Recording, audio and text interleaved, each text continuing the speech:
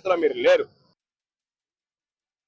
ఏలూరులో వైసీపీ యువజన విభాగం ఆధ్వర్యంలో డీఎస్సీ లీక్ లోకేష్ రాజీనామా చేయాలంటూ భారీ నిరసన ర్యాలీ చేపట్టారు. జిల్లా వైసీపీ అధ్యక్షుడు మాజీ ఎమ్మెల్యే డిఎన్ఆర్, యువజన విభాగం జిల్లా అధ్యక్షుడు కామిరెడ్డి నాని, మాజీ ఎమ్మెల్యే వాసుబాబు, ఇతర నేతలు ర్యాలీలో పాల్గొన్నారు. వైసీపీ ఆందోళనలపై మరింత సమాచారం మా ప్రతినిధి భార్గవ్ ఏలూరు నుండి అందిస్తారు. విభాగం ఆధ్వర్యంలో నిరసన కార్యక్రమం జరుగుతుంది. ప్రస్తుతం ఏలూరులో పార్టీ కార్యాలయం నుంచి ర్యాలీగా కూడా బయలుదేరారు. ప్రస్తుతం నేతలందరూ జిల్లా అధ్యక్షులతో సహా అందరూ కూడా ఉన్నారు. ఇక్కడ ప్రస్తుతం మనతో జిల్లా అధ్యక్షుడు డిఎన్ఆర్ కూడా ఉన్నారు.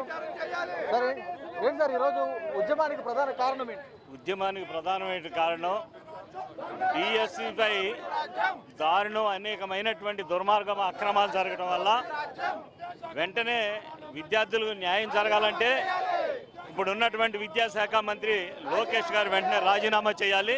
అలాగే ఈ డిఎస్సిపై జరిగిన అక్రమాలను సిబిఐతో దర్యాప్తు చేయించాలి. డిఎస్సిలో అక్రమాలు జరగలేదంటూ కూడా కూటమి ప్రభుత్వం చెప్పుకుంటూ వస్తుంది. ఏంటి మరి మీ వాదన?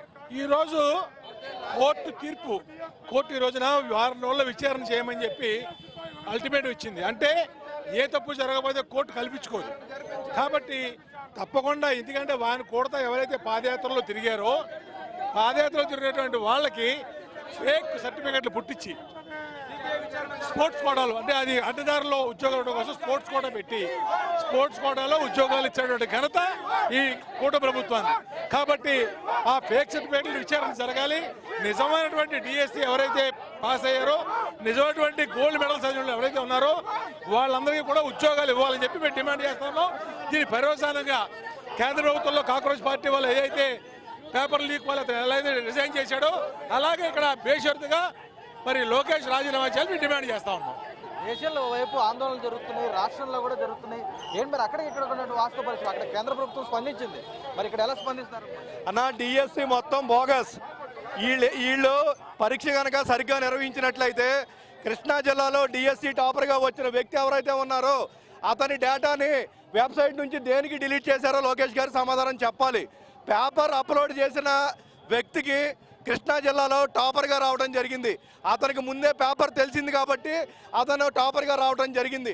ఎటువంటి తప్పు చేయకపోతే డేటాబేస్లోంచి అతని పేరు ఎందుకు డిలీట్ చేశారు? అలాగే డిఎస్సిలో స్పోర్ట్స్ కోటా మొత్తం కూడా బోగస్. నారా లోకేష్ గారు యువగలం పాదయాత్రలో పార్టిసిపేట్ చేసిన యువకులందరినీ కూడా స్పోర్ట్స్ కోటాలో ఉద్యోగాలు ఇవ్వడం జరిగింది. ఉత్తరాఖండ్లో దొంగ సర్టిఫికెట్లు తీసుకొచ్చి ఎప్పుడు ప్లే గ్రౌండ్లో క్రీడలు ఆడల వాళ్ళని స్పోర్ట్స్ కోటాలో ఈరోజు పీటీలుగా ఎంపిక చేయడం జరిగింది. దీనికి బాధ్యత వహిస్తూ డిఎస్ఎల్ జరిగిన అక్రమాలకి బాధ్యత వహిస్తూ నారా లోకేష్ గారు వెంటనే రాజీనామా చేయాలని మేము డిమాండ్ చేస్తా ఉన్నాం.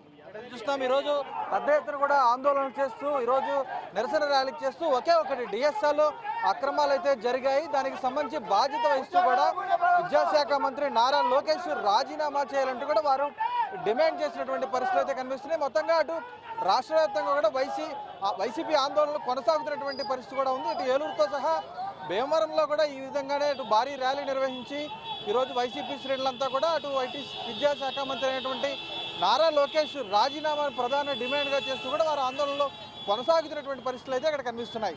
ఇది ఇక్కడ తాజా పరిస్థితి. కెమెరా పర్సన్ దండితో భార్గవ న్యూస్ ఏలూరు నుంచి.